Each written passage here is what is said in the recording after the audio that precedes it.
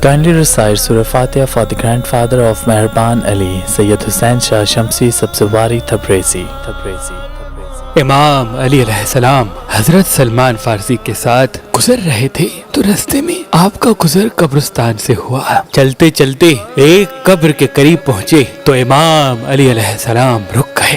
سلمان فارسی دست ادب کو جوڑ کے عرض کرنے لگے، یا علی، آپ اس قبر کو ایسے کیوں دیکھ رہے ہیں؟ امام علی علیہ السلام نے فرمایا، اے سلمان، یہ اس بندے کی قبر ہے جو ہمارے پیچھے نماز پڑھا کرتا تھا، رمضان کے پورے روزے رکھا کرتا تھا، اللہ کے لیے زکوٰۃ دیتا تھا، لیکن اس کی قبر کے اندر کا منظر دیکھو گے۔ جیسے ہی امام علی علیہ السلام نے حضرت سلمان کی آنکھوں پہ ہاتھ پھیرا، اب جو سلمان قبر کو دیکھیں تو قبر کے اندر آگ لگی ہوئی ہے اور وہ بندہ دوزخ کی آگ میں تڑپ رہا ہے۔ حضرت سلمان تعجب سے پوچھتے ہیں، یا علی، یہ تو بہت نیک بندہ تھا، اس کا ایسا حشر کیوں ہو رہا ہے؟ امام علی علیہ السلام نے فرمایا، اس قبر پہ لکھا ہوا ہے کہ یہ اپنی ماں کا نافرمان تھا۔ پھر امام علی علیہ السلام اور جناب سلمان اس بندے کے گھر گئے تو دیکھا ایک بوڑھی عورت رو رہی تھی۔ امام علی علیہ السلام نے فرمایا، اے عورت، تو زبیر کی ماں ہے نا؟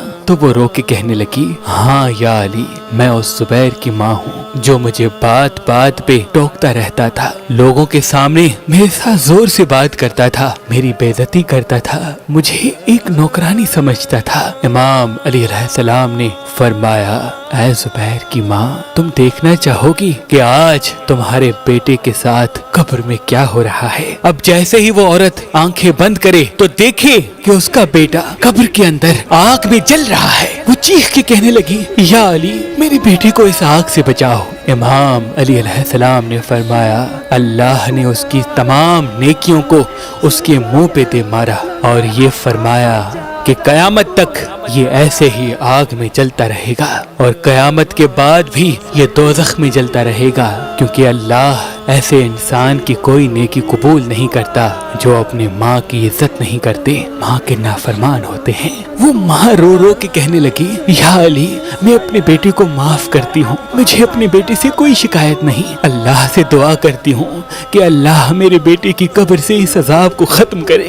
امام علی علیہ السلام اور جناب سلمان نے آمین کہا۔ اب جو وہ ماں آنکھیں بند کرے تو دیکھے اس کا بیٹا پرسکون سویا ہوا ہے۔ امام علی علیہ السلام نے فرمایا، اللہ نے تمہاری سن لی اور تمہارے بیٹے کی قبر سے اس عذاب کو ختم کر دیا جو ماں کی نافرمانی کے سبب آتا ہے۔